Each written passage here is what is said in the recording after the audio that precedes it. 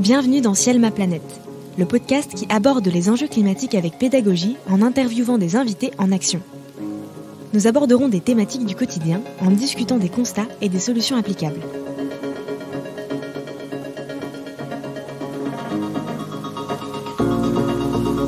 Dans l'épisode d'aujourd'hui, nous allons parler énergie avec Grégory Kotnarowski, enseignant-chercheur climat, énergie et économie, également créateur de l'atelier Ogre pour découvrir et comprendre les ordres de grandeur des énergies. Tout d'abord, bonjour Grégory et merci d'avoir accepté cette interview. Merci Bastien pour l'invitation. Alors ma première question va commencer avec le constat, c'est comment va ta planète Grégory ? Écoute, ma planète, elle va plutôt bien. On va prendre le verre à moitié plein. Il y a quand même des choses qui vont bien. On est dans une époque où, même s'il y a une contraction économique, si je regarde en France, les gens vivent plutôt bien. Si après je regarde à l'échelle du monde, il y a des endroits où c'est plus difficile, et notamment, on va dire, aux difficultés suite au dérèglement climatique, mais pas que, des inégalités qui se creusent également. Elles sont sociales, elles sont également culturelles, des mouvements de population. Donc, on peut regarder des choses qui vont bien et on peut voir aussi des choses qui vont un petit peu moins bien, mais restons positifs pour autant. Alors, cet épisode est consacré à l'énergie et ça tombe bien parce que tu es enseignant de cette matière. Du coup, est-ce que tu pourrais nous donner quelques clés de compréhension sur quelque chose qui ne nous paraît pas forcément évident, voire abstrait, car si on sait qu'il y a l'électricité qui sort de nos prises électriques, par exemple, on imagine difficilement ce qui se passe derrière pour avoir cette énergie. Est-ce que tu peux nous expliquer quelques concepts simples sur l'énergie ? Alors oui, l'énergie, c'est un mot pour tout. On peut y voir beaucoup de définitions dans l'énergie. Alors après, déjà, on peut repartir d'une approche étymologique. L'énergie, ça vient du latin vulgaire energia, qui était issu du grec ancien, qui signifie force en action. C'est ça que veut dire à l'origine énergie. Et donc, quand on a dit ça, on est bien aidé. L'énergie, ça permet surtout de transformer des choses, de modifier, on va dire, un état. Ça permet de modifier, par exemple, la vitesse de votre voiture. Ça permet de modifier la température, quand je fais chauffer de l'eau, par exemple, dans la casserole. Ça peut permettre de modifier la forme d'un objet, sa composition chimique, l'altitude, la lumière, enfin voilà. Et donc, consommer de l'énergie, c'est mesurer la vitesse à laquelle se transforme le monde. Quand on a dit ça, ça ne nous aide pas beaucoup sur fondamentalement où on retrouve de l'énergie, on en retrouve partout. Là, on vient de citer la prise de courant avec de l'électricité. C'est marrant parce qu'en France, quand on dit énergie, on pense assez souvent à électricité. Alors qu'il y a quand même quelque chose qui est important quand on parle du mix énergétique. Le mix énergétique, c'est 80% de consommation d'énergie fossile, du fioul, du gaz, tout petit peu de charbon en France, moins que dans d'autres pays. Et donc, l'électricité, c'est que 20%. Donc déjà, il faut se rappeler, quand on parle d'énergie, ce n'est pas l'énergie, ce n'est pas que l'électricité, c'est un prisme assez franco-français.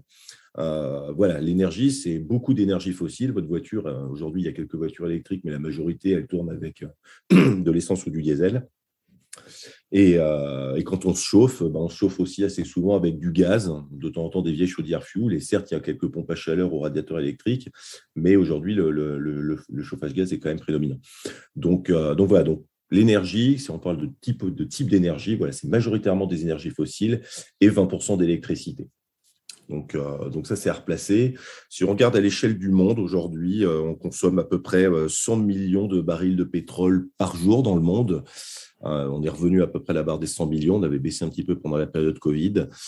Il y a un peu plus de 150 litres dans un baril de pétrole. Donc, si on fait 100 millions par 150 litres, on voit qu'on consomme 15 milliards de litres de pétrole par jour dans le monde.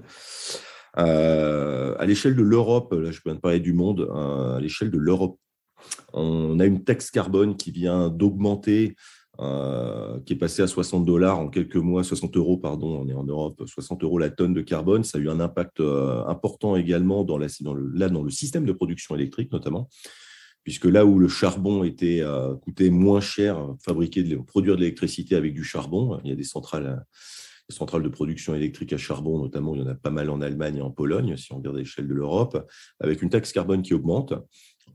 Finalement, ça rend le gaz plus compétitif. Et comme vous le voyez, on vient de passer du charbon au gaz, mais pour autant, on est resté dans les énergies fossiles, quand bien même c'est pour produire de l'électricité.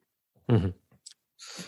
Voilà. Donc, ce qu'on voit, c'est que c'est un sujet complexe qui interagit avec beaucoup de choses. Et ce qu'on pourrait retenir en synthèse, c'est que si demain j'arrête on va dire, de produire de l'énergie, alors en France, on ne produit pas beaucoup d'énergie fossile, on en achète beaucoup dans les pays étrangers. Mais si j'arrêtais de produire de l'énergie, donc que ce soit par importation des énergies fossiles ou par production d'énergie électrique, notamment nucléaire en France, 75%, encore une fois 75% de 20% d'électricité, il ne se passerait pas grand-chose puisqu'on ne ferait rien. Et d'ailleurs, l'interview qu'on est en train d'avoir en ce moment n'existerait pas. Ouais, tout à fait. Alors, super intéressant. Pour revenir justement sur cette notion d'énergie, est-ce qu'il y a un moyen de la mesurer? Alors, il y a beaucoup d'unités qui sont utilisées pour mesurer l'énergie. Alors, je vais en citer exprès quelques-unes qu'on utilise un peu moins souvent, à part pour les personnes qui sont versées dans le domaine. Les tonnes équivalent pétrole, les TEP. Une de temps en temps qu'on entend parler quand on utilise une voiture, mais on pense plus à la fiscalité, c'est le cheval vapeur. Ouais. Quand on s'intéresse au gaz, c'est le BTU, le British Thermal Unit. C'est des choses qu'on n'entend pas très souvent, mais pour autant, quand on est sur les marchés de gros, c'est une unité qu'on emploie. Et là, je vais en arriver peut-être à des unités qu'on connaît un petit peu mieux. Quand on s'intéresse un petit peu à son régime alimentaire, on pourrait parler de calories. Quand on s'intéresse à l'énergie au sens propre du terme, on parle souvent en joules. Et je vais en venir à celle qu'on a le plus l'habitude d'entendre, le watt. Et le watt, donc ça, c'est l'unité de puissance.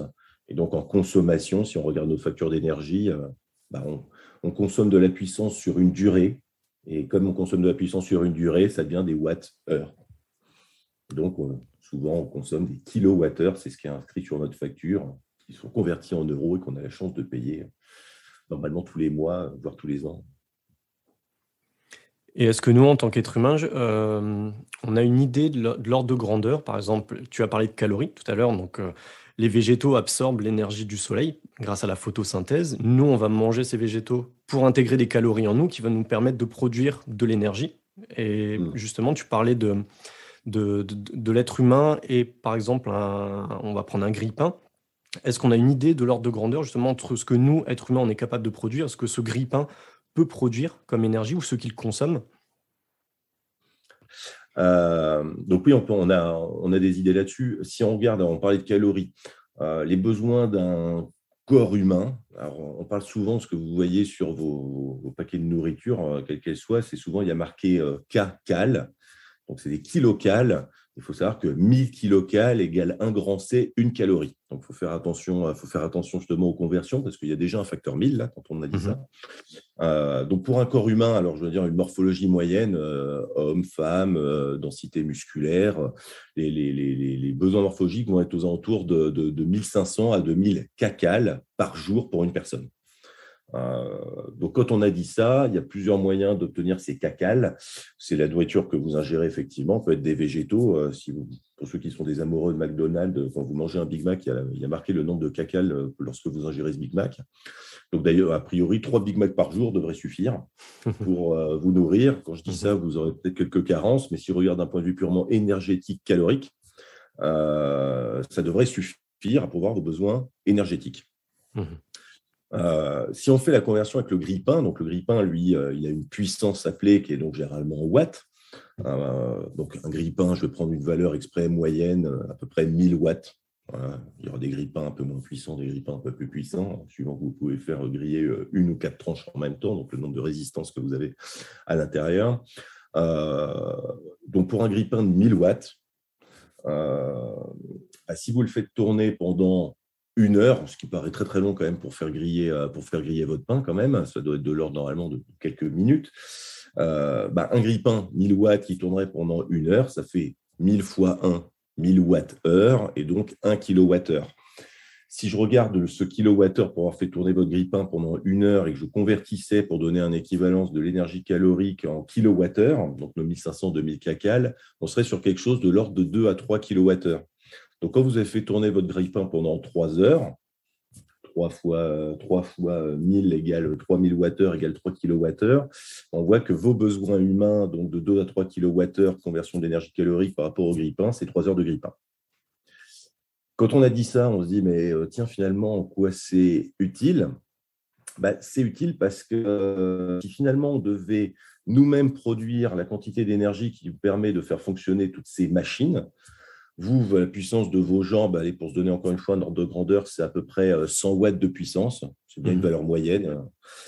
Si vous devez faire l'effort pendant pas mal d'heures, vous aurez du mal à faire beaucoup plus de 100 watts plus de 100 watts de puissance.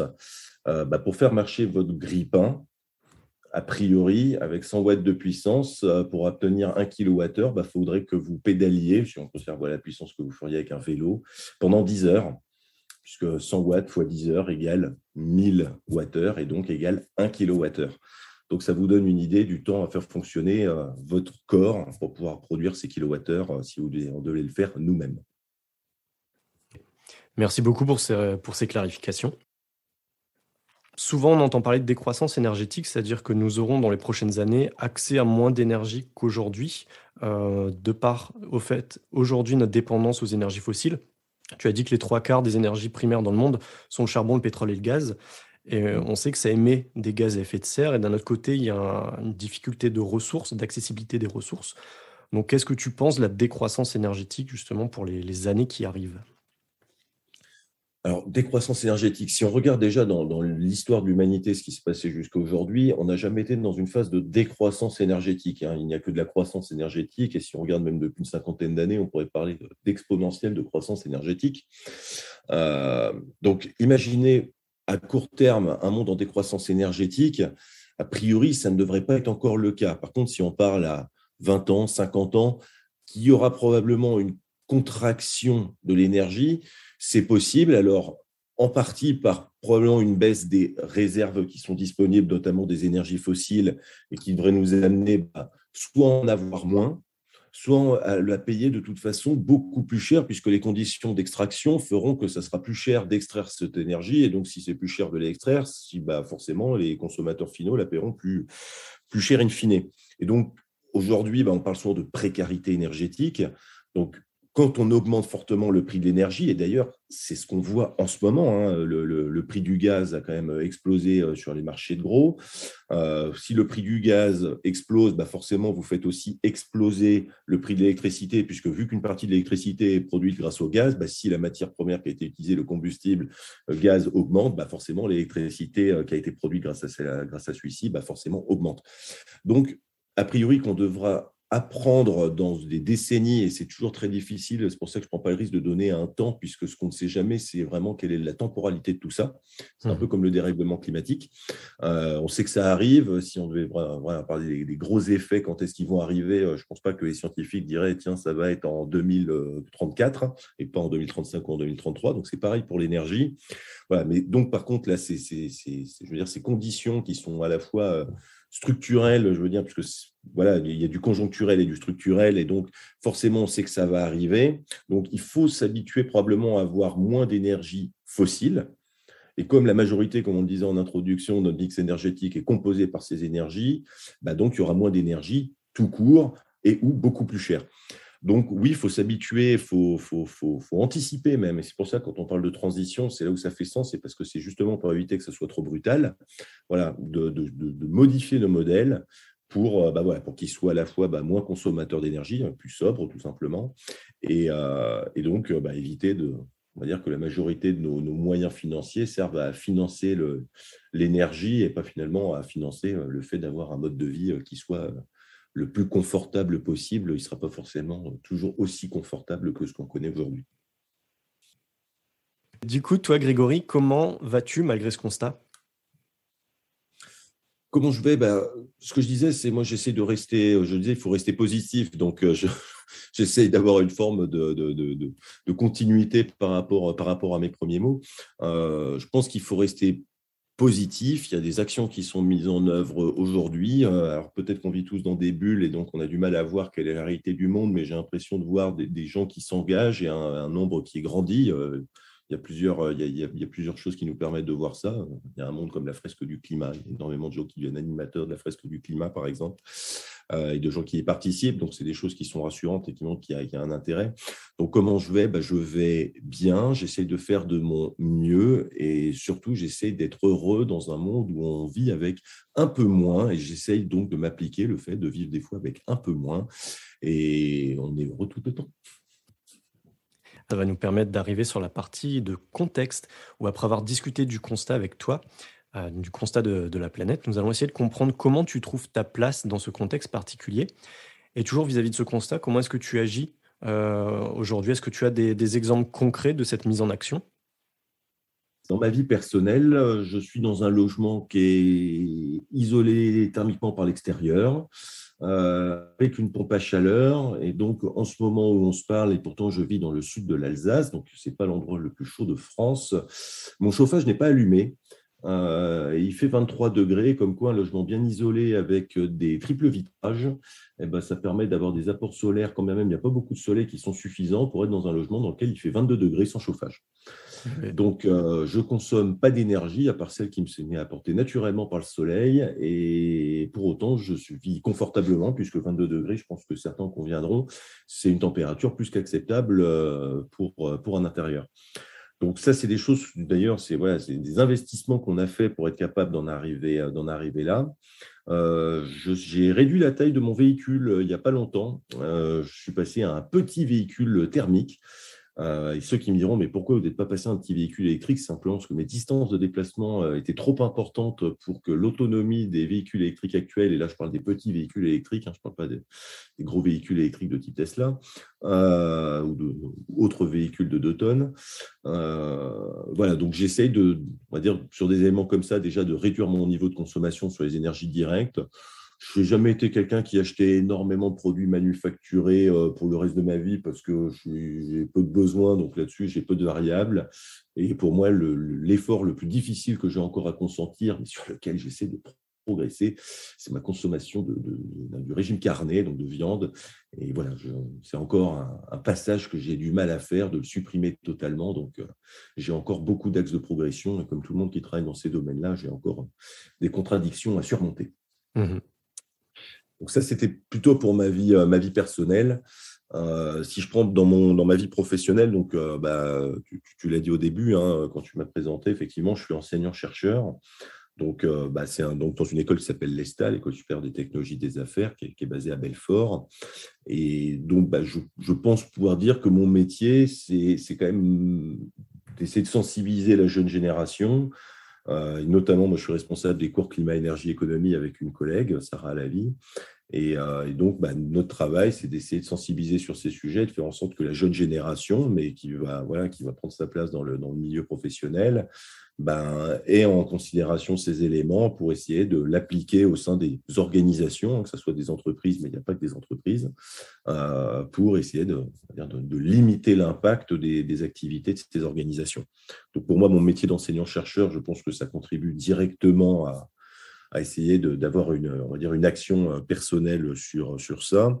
Et donc, le dernier point sur lequel j'essaye d'agir, c'est donc, je vais appeler ça de la sensibilisation. Mon métier d'enseignant-chercheur rentre également pour moi dans cet effort de sensibilisation, en étant impliqué dans un réseau qui s'appelle la Fresque du Climat, donc une association qui porte le même nom. Donc, d'essayer d'expliquer, on va dire, à des participants de toutes origines quelles sont les causes et conséquences du dérèglement climatique, un outil créé par un monsieur qui s'appelle Cédric Riegenbach. Mmh. Et un autre atelier là, que j'ai créé personnellement qui s'appelle OGRE, pour Ordre de grandeur des énergies, et là qui est plutôt sur un format serious game, vous vous en doutez bien, orienté sur les questions d'énergie.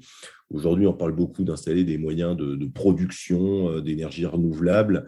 Et donc, c'est de remettre en perspective aux participants, donc sous une forme d'équipe, les consommations de leur quotidien, qui sont donc exprimées en kilowattheures, j'en parlais tout à l'heure, et ce qu'on pourrait produire aujourd'hui en France en matière d'énergie décarbonée, donc des énergies renouvelables notamment, pour voir si ça serait possible de compenser notre consommation avec des moyens de production qui seraient installés sur le territoire national, et de voir à l'issue de l'atelier, en ayant dépensé un budget au fur et à mesure de l'atelier qui soit le plus acceptable possible, si on arriverait effectivement à équilibrer notre consommation d'énergie avec notre production.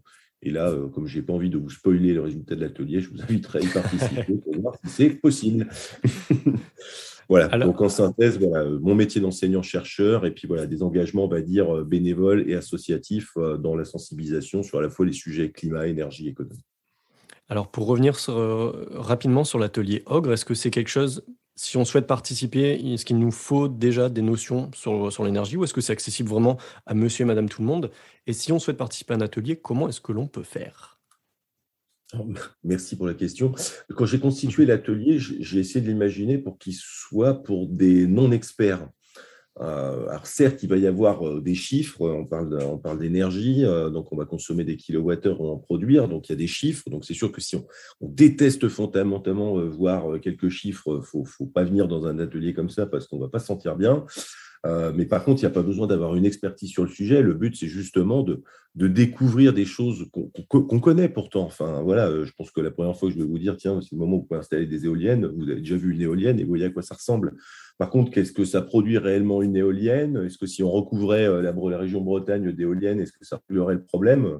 Bonjour à nos amis bretons. Le but, voilà, c'est de voir concrètement, via des choix qui vont être décidés collectivement dans l'atelier, quel est l'impact. Donc, non, il n'y a pas besoin d'avoir une expertise précise sur le sujet, justement, d'essayer de venir. Il y a beaucoup d'ingénieurs quand même qui y participent et donc, généralement, se disent, bah, tiens, ça va être plus facile pour moi, mais en fait, ils veulent y faire énormément de calculs et comme le temps est contraint dans un atelier de ce type, bah, en fait, ils ne font que se planter dans les calculs. C'est pour ça qu'en introduction de l'atelier, je leur dis, essayez plutôt de raisonner avec intuition. Et là, il me semble qu'on n'a pas besoin d'être un expert du sujet pour pouvoir raisonner avec ses intuitions. Et donc, j'espère que ça permet à tout le monde d'y trouver son compte lorsqu'il participe à l'atelier. Pour l'instant, c'est ce qui me semble par rapport aux différents retours que j'ai d'experts ou de non-experts. Donc Super. voilà, pour cette question-là. Et si on veut participer, alors il y a plusieurs portes d'entrée. La première, c'est la plus simple et la plus classique, c'est les gens qui participent à ce qu'on appelle des ateliers citoyens. Donc là, il y a une billetterie. Si vous tapez atelier Ogre sur un moteur de recherche très connu dont je ne citerai pas le nom, vous devriez le trouver assez vite. Donc là, on peut s'inscrire. J'essaie de proposer des dates à d'autres animateurs assez régulièrement. Donc là, c'est en ligne en plus, donc il n'y a pas besoin de se déplacer pour pouvoir y participer. Il commence à y avoir de nouveau des ateliers qui existent on va dire, en réel, en live. Donc là, quand c'est ces ateliers-là, donc là, il faut être sur le territoire sur lequel ça se fait, mais c'était l'avantage aussi de ces ateliers en ligne. Et puis après, sinon, dans le monde de l'enseignement supérieur, il commence à y avoir des écoles qui le déploient dans leurs établissements. Il a été fait à Super-Héros il n'y a pas longtemps, à l'École des Ponts très récemment. Donc voilà, donc il y a différentes écoles comme ça qui s'en saisissent au fur et à mesure, et donc les étudiants ont l'occasion d'y participer par ce biais-là lorsque c'est organisé dans leur établissement. Mais voilà, pour faire simple, pour le Kidam qui voudrait participer, atelier Ogre sur le moteur de recherche et vous trouverez les dates et vous pouvez vous inscrire dès que vous voulez. Yes. De toute façon, on mettra le lien au niveau du podcast, le lien pour vous inscrire. Il y a une petite question, c'est justement, on sent que tout ce qui est sensibilisation, pour toi, c'est important de par ton métier, déjà professionnellement parlant, en tant qu'enseignant, le fait d'avoir créé aussi un atelier pédagogique. Et dans tout ça, est-ce que tu as eu un moment décisif ou une rencontre décisive qui t'a fait dire, OK, j'ai envie de prendre cette voie de la sensibilisation et de créer moi-même un atelier parce que je sens qu'il y a un besoin, je sens qu'il y a un manque. Quelle a été ton approche là-dessus? Alors, il y a eu plusieurs moments décisifs, il y a aussi eu des rencontres. Je pense que c'est le croisement de tout ça. Pourquoi la sensibilisation? C'est parce que c'est des sujets. Alors, je pense qu'encore une fois, on a parlé un petit peu climat, on parle énergie.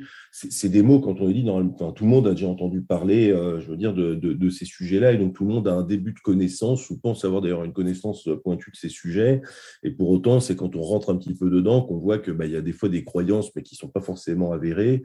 Et il me semblait important que ce soit pour le sujet du dérèglement climatique ou le sujet de l'énergie, déjà d'essayer de partager, on va dire, un niveau de connaissance commun pour qu'on puisse ensuite faire des choix, parce que quand on est, je sais pas, responsable dans une collectivité et qu'on décide d'installer un champ éolien sur son territoire, si en fait on n'a pas ces connaissances à la fois de quelques fondamentaux de physique et de ce que ça va avoir comme impact, malheureusement, on fait des choix, je vais appeler ça non éclairés.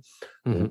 Donc, c'était important pour moi d'avoir ces outils-là pour justement, et c'est pour ça que je suis dans la sensibilisation, et c'est peut-être la limite, on va dire, de mon métier, c'est-à-dire que je suis peut-être plus dans la sensibilisation, et il me manquait cette variable d'action. Et donc, justement, le fait d'avoir créé un atelier me donne l'impression de participer personnellement, au-delà de ce qu'ont pu produire les autres, je veux dire, à ce niveau de sensibilisation, et c'est de les faire basculer dans l'action pour eux.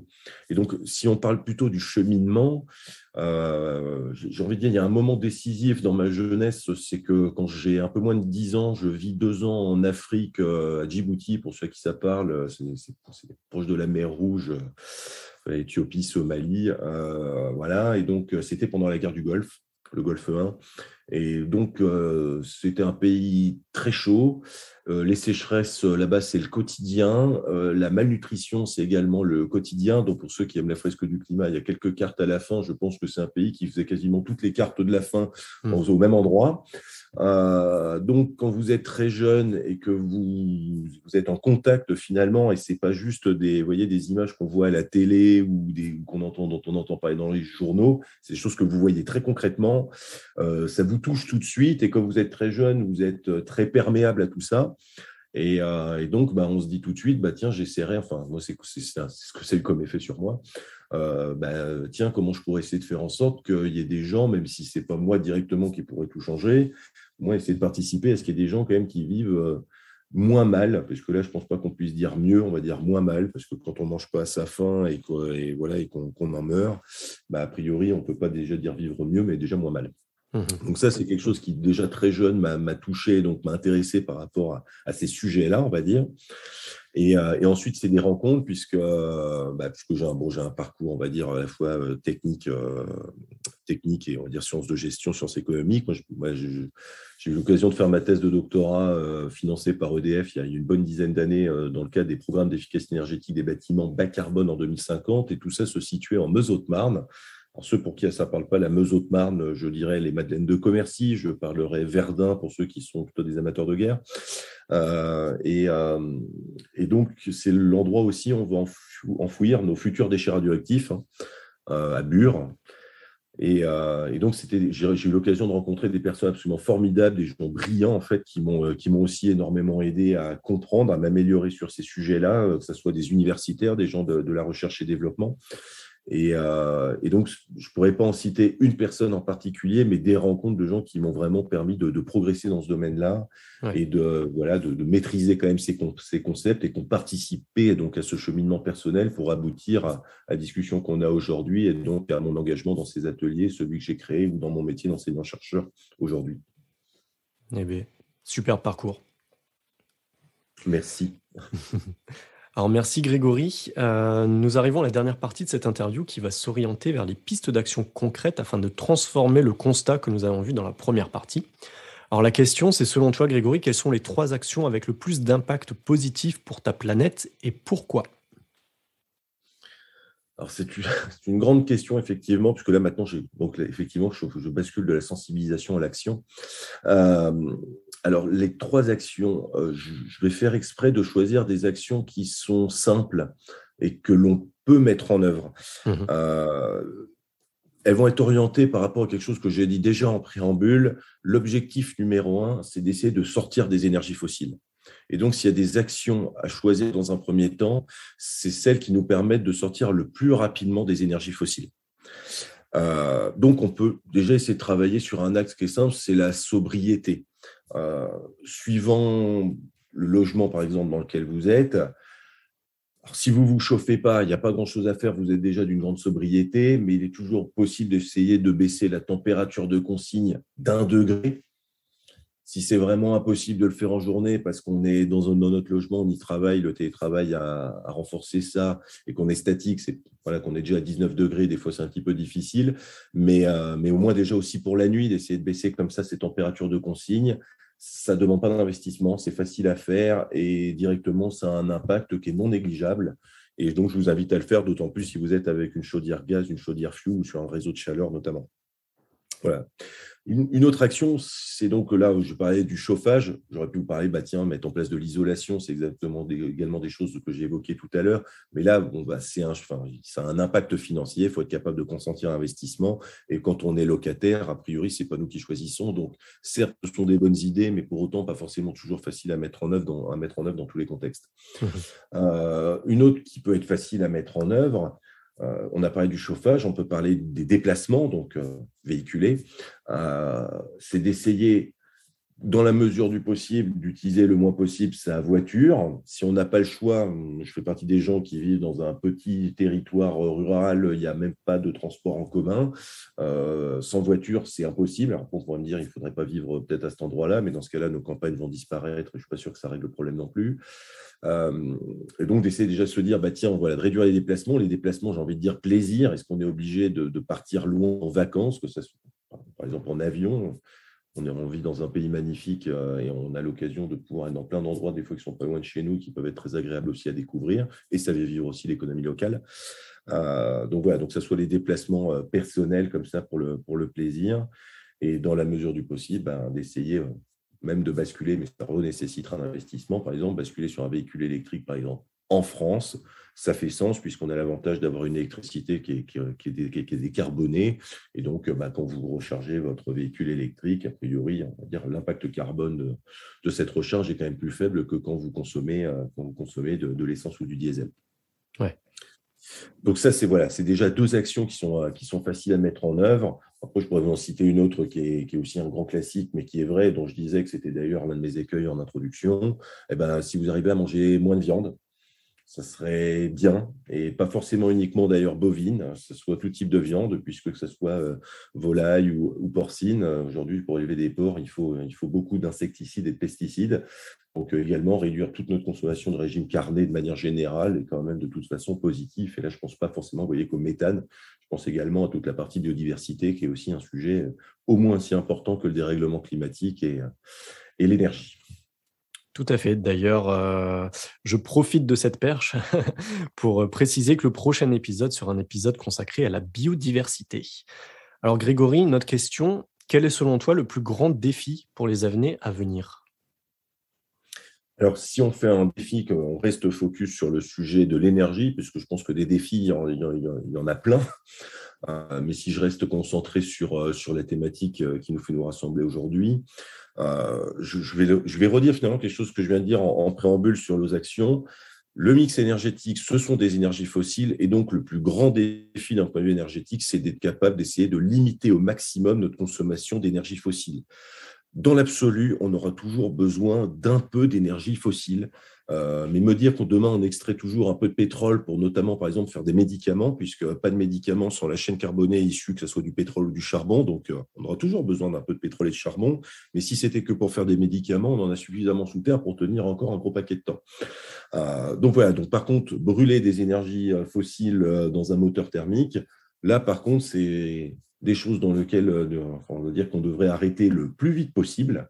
Et pas parce que la ressource va manquer dans un premier temps, mais juste parce que pour être capable de tenir nos engagements climat, je pense au 1,5 degré des accords de Paris ou même 2 degrés, si on continue de brûler des énergies fossiles, ce sera juste impossible. Et donc, le plus grand défi, c'est comment on sort des énergies fossiles. Et donc, si on dit sortir des énergies fossiles, vu que c'est 80% de notre consommation d'énergie, ça signifie comment on change complètement notre modèle de consommation aujourd'hui, puisque ce modèle de consommation est à 80% basé sur notre consommation d'énergie fossile. Donc, pour moi, le plus grand défi, c'est celui-là. Et c'est encore une fois pour ça qu'on parle de transition. Dire demain, on arrête tout, c'est impossible. Ou alors, c'est tellement drastique que je pense que le résultat serait socialement désastreux. Mais comment on arrive à faire évoluer notre modèle, nos mentalités, parce que ça commencera, et c'est pour ça que pour moi, la sensibilisation est importante, le changement de mentalité, de comportement, de conscience. Pour en arriver là et sans se dire que c'est dramatique peut-être de consommer moins ou de partir moins loin en vacances, mais comment on peut avoir un futur désirable, un avenir heureux en se projetant dans un monde comme ça qui consommerait moins d'énergie fossile. Il me semble que c'est le défi le plus important quand on regarde les choses du point de vue de l'énergie. Alors justement, on arrive tout doucement à la dernière question de cette interview. C'est que je vais te proposer un exercice de pensée. Donc on va se projeter objectif 2050. Comment tu imagines ta planète? Est-ce qu'on aura réussi justement ce défi qui nous attend? Alors, comment j'imagine cette planète en 2050? Donc, j'espère avec beaucoup moins d'énergie fossile.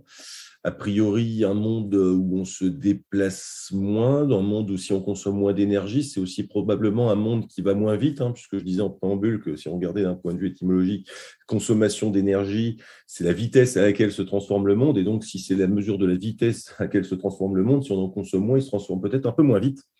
Ce n'est pas forcément une mauvaise chose d'ailleurs. Donc, c'est peut-être un monde qui va moins vite et qui retrouve aussi l'essence des choses, en fait.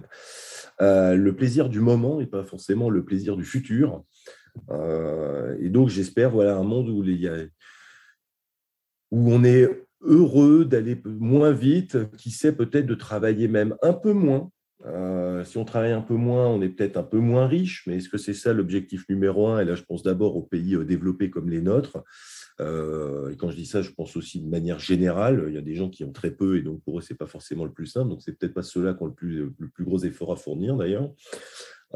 Mais voilà, donc oui, c'est un monde où on va moins vite. Allez, si je devais le dire en quelques mots, aimer un monde où on ira moins vite et où on aimera plus avec moins. Mhm. Super. Écoute, Grégory, merci beaucoup. Est-ce que tu souhaites ajouter un dernier mot pour conclure? Écoute, ou plusieurs. Il m'est venu en fait là sur la fin de l'échange. En fait, je pensais en fait à deux, alors je veux dire auteurs, penseurs.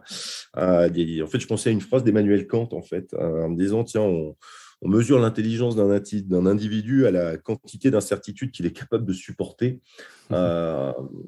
Donc, je pense qu'en fait, on sera de plus en plus intelligent parce que justement, on acceptera en fait cette incertitude. Là, on essaie de construire un monde sur lequel on a beaucoup de contrôle. Et donc, si on veut être plus intelligent, faut peut-être accepter cette certaine forme d'incertitude. Et tout en la supportant bien, puisque malgré tout, c'est quand même pas forcément... Enfin, c'est bien de ne pas toujours savoir de quoi ça va être fait. Et quand on parlait tout à l'heure d'action, il y a une autre phrase qui m'est venue. C'est une phrase, alors là, c'est un expert en stratégie américain qui est décédé il y a quelques années, si je ne dis pas de bêtises, il s'appelle Michael Camille. Il y a une phrase simple qui est assez connue, c'est une vision sans action n'est qu'une hallucination. Donc, et dans la sensibilisation, c'est bien. J'espère que tout ça permettra aussi d'aboutir sur de l'action collective, individuelle et collective, pour que justement on arrive à mettre en œuvre ce futur désirable et j'espère partager de manière heureuse tout ça. Donc, soyez quand même dans l'action en acceptant l'incertitude. Et donc, c'est pour ça que ça me faisait penser à Michael Camille et à Emmanuel Kant. Je pourrais aller clôturer par ça, puisque finalement, je ne clôture pas avec mes mots, mais avec ceux de gens qui sont peut-être un peu plus connus que moi. Donc, ça sera très positif. Écoute, très belle conclusion, Grégory. Merci beaucoup encore pour ton temps et à très bientôt. Merci encore pour l'invitation, Bastien. Plaisir. C'était Ciel, ma planète. Merci d'avoir écouté l'épisode du jour. Pour soutenir votre planète, nous vous invitons à prendre ce sujet en main, à vous informer pour comprendre, puis agir individuellement et collectivement. On a besoin de vous. À bientôt!